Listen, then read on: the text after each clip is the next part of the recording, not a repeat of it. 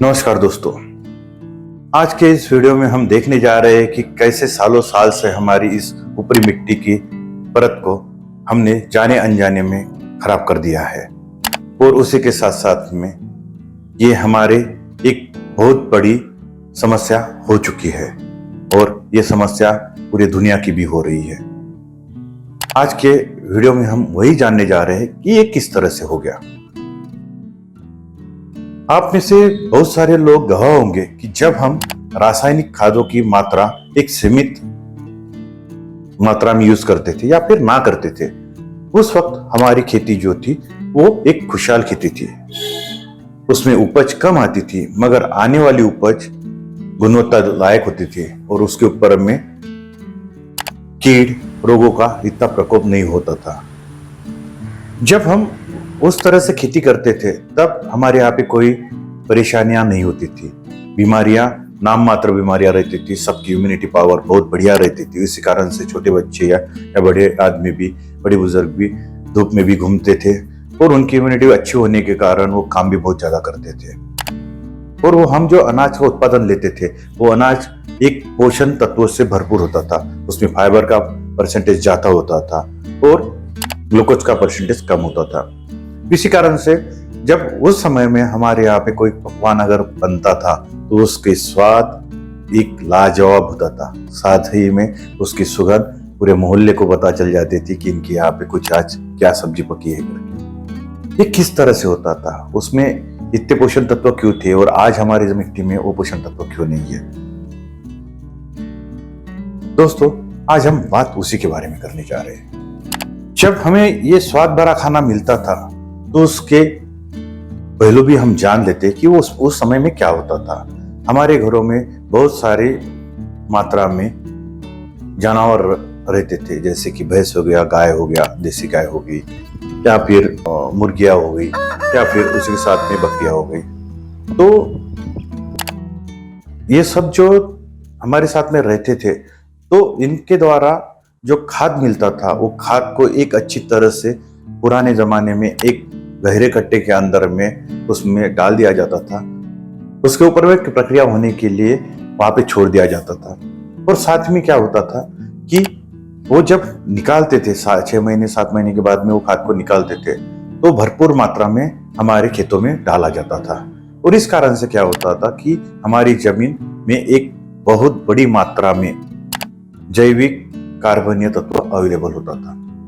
और ये जब जैविक कार्बनिक तत्व अवेलेबल बहुत सारी हमारी जमीन के अंदर में हो गई तो वहां पे माइक्रोबायोलॉजिकल यानी जैविक कीड़ों की संख्या हमारी जो है वो बहुत मात्रा में हमारे खेतों में बढ़ जाती थी।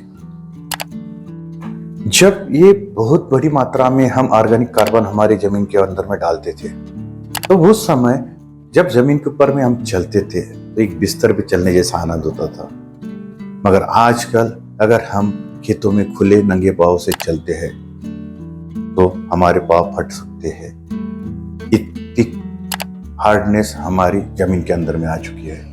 इसके मुख्यतः 2 कारण हैं। एक तो उसमें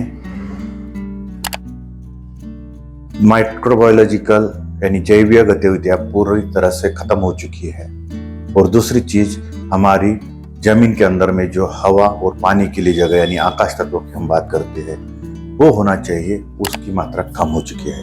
हमारी जमीन कॉम्पैक्ट हो चुकी है और कॉम्पैक्ट होने के कारण उसमें से ना तो पानी अंदर जा रहा है ना ही हवा अंदर जा पा रही है। इस कारण से हमें बहुत सारी परेशानियां आ रही है। जो भी हम उर्वरक डालते हैं या फिर हम जो भी पानी देते हैं वो पानी अच्छी तरह से हमारे फसलों की जो जड़ें होती है उनको नहीं उपलब्ध होती है और यही कारण है कि हमारी फसल में कम मात्रा में हमें उत्पाद मिल रहा है। उसी तरह अच्छे पोषण तत्व हमारे पौधों के जड़ों को न मिलने के कारण हमारे पौधों की भी इम्यूनिटी कम हो जाती है और इसी कारण से अगर पोषण तत्व अनबैलेंस हो जाते हैं यानी कभी नाइट्रोजन का अगर परसेंटेज बढ़ जाता है तो उसके ऊपर में जो बाहरी जीवाणु है, बाहरी जो कीटक है उनका प्रकोप बढ़ जाता है और उस कारण से ज्यादा मात्रा में हमारी फसलों के ऊपर में कीड़ व रोगों का प्रकोप बढ़ चुका है। तो दोस्तों, हमारे सब परेशानियों की जो हमने पिछले कुछ वीडियो में भी देखा, अगर आपने अब तक ये सीरीज नहीं देखी है तो पहले से देख लीजिए। थोड़ी आपको बोरिंग लगेगी, मगर ये अगर आप समझ लेते हो तो आप अपनी मिट्टी को समझ लोगे। अगर आपने अपनी मिट्टी को समझ लिया तो आपने आपकी खुशहाली ढूंढ ली है, इतना ध्यान रखिए। क्योंकि ये अगर मिट्टी को हम आज काम नहीं करते हैं, अगर ये मिट्टी बचाने में हम अगर सहयोग नहीं देते हैं, तो हो सकता है, नहीं होने ही वाला है कि कुछ चंद सालों के बाद में हमें अनाज के लिए मोहताज होना पड़ेगा। और ये अकेले हमारे साथ नहीं होगा, ये पूरी दुनिया के साथ में होगा, क्योंकि हमारे बड़े बड़े लोग वैज्ञानिक इसके ऊपर में हमारे इशारा कर रहे हैं। इसलिए हमारे इस सीरीज का पहला वीडियो आप बिल्कुल देखिए। दोस्तों, हम यहाँ पे बात कर रहे हैं कि किस तरह से हमारी मिट्टी खराब हो चुकी है। तो ये तो सन 1950 के करीबन की बात है कि उस समय में हमारे यहाँ पे इस तरह की खेती की जाती कि जब हम रासायनिक खादों का यूज नहीं किया करते थे। वहाँ उस समय में हमारे पास में कोई जो बीज थे वो संकरित बीज नहीं थे, वो हमारे पास में जो पुराने वाले हमारे आते थे वही बीज हम यूज करते थे, और उसी के कारण उसमें से जो टेस्ट आती थी वो बरकरार रहती थी। उसी के साथ साथ में हमारे जो फार्मर है वो भी ज्यादा उत्पाद लेने की कोई प्रयास नहीं करते थे, वो सिर्फ अच्छा क्वालिटी का उत्पाद लेने का प्रयास करते थे। तो दोस्तों, ये क्या हो गया कि हमें रासायनिक खेती और आधुनिक खेती की तरफ में मुड़ना पड़ गया। तो सुनिए दोस्तों कि वह कुछ यूं कि 1965 और 1966 में हमारे यहाँ पे दोहरा सूखा पड़ा, और ये दोहरे सूखे के कारण हमारे यहाँ पे अनाज की कमतरता आने लगी। एक तो बढ़ती हुई हमारी पॉपुलेशन और दूसरी तरफ कम होता हुआ हमारा अनाज। इस कारण से देश को एक अनाज के लिए निर्भर होने के लिए काम करना था। उस साल हमारे देश ने बहुत बड़ी मात्रा में बहुत सारा अनाज बाहर से बुलाना पड़ा, और इसी को ध्यान में रखते हुए तब के हमारे प्रधानमंत्री जी श्री लाल बहादुर शास्त्री जी ने एक कदम उठाया। उन्होंने कहा कि हमारे सभी को अनाज मिलना चाहिए, इसलिए उन्होंने एक दिन उपवास रखने का सबको आह्वान किया, और साथ ही साथ में एक नारा भी दिया कि जिस तरह से हमारे बॉर्डर के ऊपर में हमारे जवान काम करते हैं, उसी तरह से हमारी खेती में हमारे किसानों के लिए भी एक नारा दिया, जय जवान जय किसान। और साथ ही में एक नई हरित क्रांति की नींव रखी। और ये हरित क्रांति के अंदर में हमारे वैज्ञानिकों ने भी बहुत बड़ा योगदान दिया। हमारे भारत रत्न डॉक्टर एम.एस. स्वामीनाथन, जिनके अगुवाई में हमारे वैज्ञानिकों ने बहुत सारे फसलों की नई संकरित प्रजातियों को हमारे साथ में इंट्रोड्यूस किया। साथ ही में नई तकनीक को किस तरह से हम यूज कर सकते हैं इसके बारे में हमें नॉलेज दिया।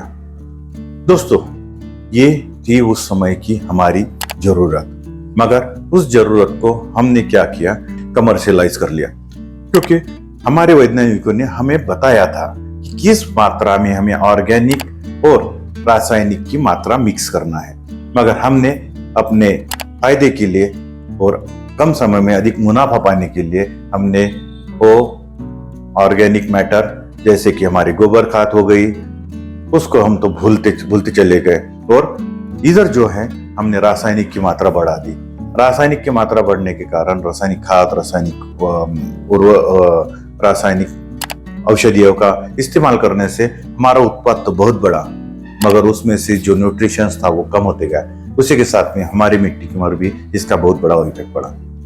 और दूसरी चीज, ऐसे होते होते जैसे कि हमें बात कर रहे हैं 70 के दशक के, मगर उसके बाद में जब हम आगे बढ़ते गए, दुनिया भर के बड़ी बड़ी टेक्नोलॉजी हमने हमारे इस खेती में यूज करना चालू कर दिया, जहां पे हमारे 2 बैल के नागर अच्छी तरह से हमारी जुताई का काम करते थे, मगर आज बड़े बड़े ट्रैक्टर भी हमारे खेत को आज जोत नहीं पा रहे हैं। यही कारण है कि हमारे जमीन के अंदर की जैव विविधता को हमने नुकसान पहुंचाया।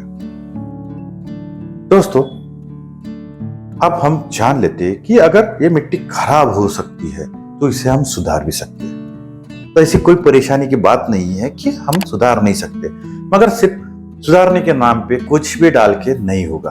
तो थोड़ा सा हम प्रयास करेंगे कि किस तरह से अच्छी तरह से हमारी जमीन की जैव विविधता को हम समझ लेते हैं, और इसी के साथ में हम एक अच्छी मिट्टी हमारी बचा भी सकते हैं और नई तरह से हम उसको उपजाऊ भी बना सकते हैं। दोस्तों, अगले वीडियो में हम देखने जा रहे हैं कि किस तरह से बैक्टीरिया, फंगिसाइड और जीवाणु हमारी खेती के अंदर में काम करते हैं। ये वीडियो अभी आपके बहुत काम की होने वाली है। इनकी मात्रा हमें बहुत ज्यादा हमारी खेती में चाहिए और कम से कम लागत में हम कैसा उत्पादन हमारा बढ़ा सकते हैं, हम आगे से इसके बारे में काम करने जा रहे हैं। ये सीरीज चलने वाली है सॉइल के ऊपर में, मगर हेल्दी सॉइल के ऊपर में। आपने अब तक जो हमें सहकार्य दिया है और अभी तक के आपने जो हमें इसके लिए हमें सराहा है, तो उसी के कारण हम आपके बहुत बड़े शुक्रगुजार हैं। साथ में दोस्तों, एक पहल हमारी तरफ से है तो एक पहल आपकी तरफ से भी होना जरूरी है। हमारी मिट्टी को बचाने के लिए अगर आपके दिमाग में भी कुछ आता है तो हमें कमेंट बॉक्स में जरूर लिखिए।